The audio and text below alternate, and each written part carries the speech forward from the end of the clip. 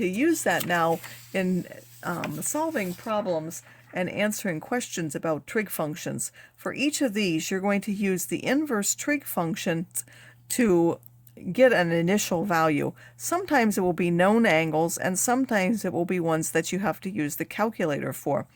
You're going to use whatever you get to get the alpha for that function, and then figure out how to use that to get the actual values that you want in the particular quadrants that you need.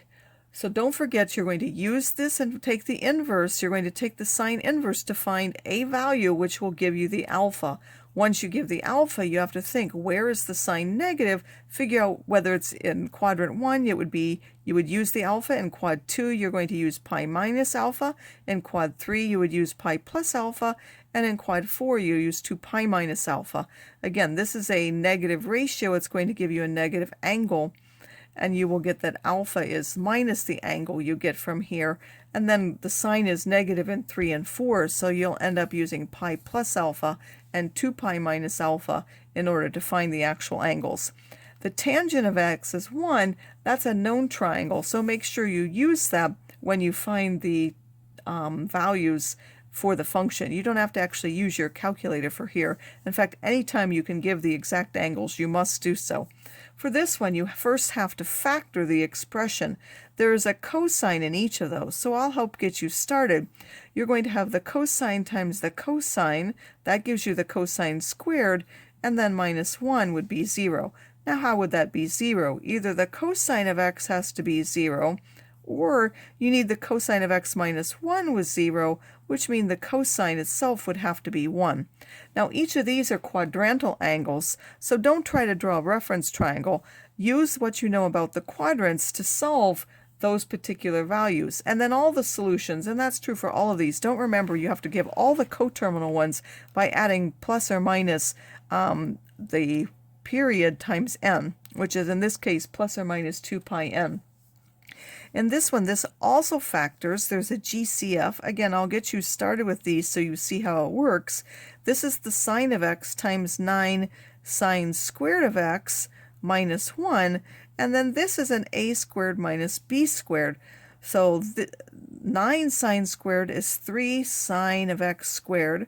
And of course, we have 1 squared here. This is the sine squared. This is 1 squared. So we have a squared minus b squared. And you have to go ahead and solve that.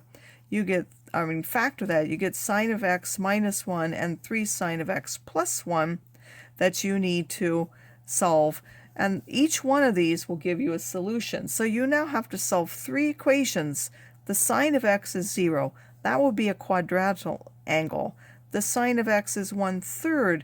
You're going to have to use your calculator because that's not a known ratio. That will give you 2 angles. Then this one will give you the sine of x is minus 1/3. You'll also have to use your calculator to get something that gives you alpha again for each case, and then use that to find what the actual angles between 0 and 2 pi are. Once you get done, don't forget to give the coterminal angles for those. In the next set of questions, we're going to rewrite as in terms of a single identity and then to prove certain identities. Remember, when you're doing this, you're trying to get a single function in the end. You're going to use things like the Pythagorean identity, which is the sine squared plus the cosine squared is 1, or you use things like the definition of the tangent, which is the sine over the cosine in order to do that. Each one of these will simplify to a single trig function. In the next ones, you have to pick a side to start with. Again, you normally want to pick the more complicated side. This one has 2 functions, so you want to start with that. Don't forget that you need to write that first. Then you're going to make substitutions, replacing this with different things, and your last step should be the secant of theta. Keep that in mind as you try to make substitutions that you're trying to get as the last step, the secant of theta. In this one, again, they both have 2 functions, but this one has 2 terms and this one has 1. So typically, it's easier to combine 2 terms and get 1 than to split 1 into 2. So typically, you would start with this side and try to prove that it's equal to that side by making substitutions. Again, you're going to continue that into the independent practice. The first four are simply basic ones that you need to solve either by drawing reference triangles or using inverse functions if you don't know the triangle. The next ones you have to solve some sort of equation.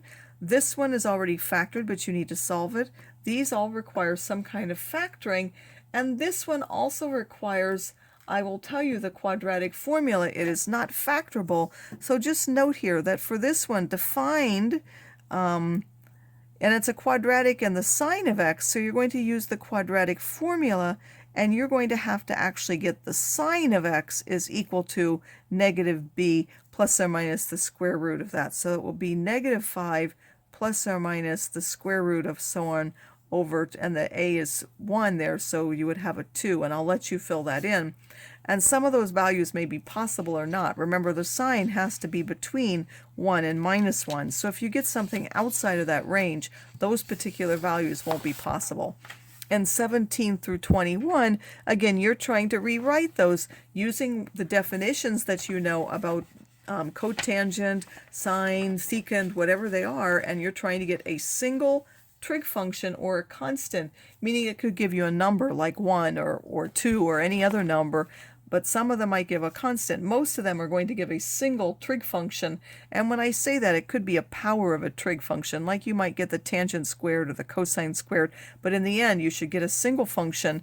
And you should, if you have a reciprocal, make sure you write it in terms of the non-reciprocal function.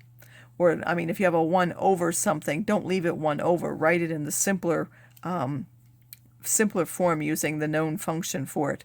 And then the proof functions, again, you're going to pick one side and write that down, the more complicated side, and then you have to make substitutions. Your last step should be the other side. Again, some of them may have more than one way of doing it. There's no one particular right way. You just have to pick one and stick with it.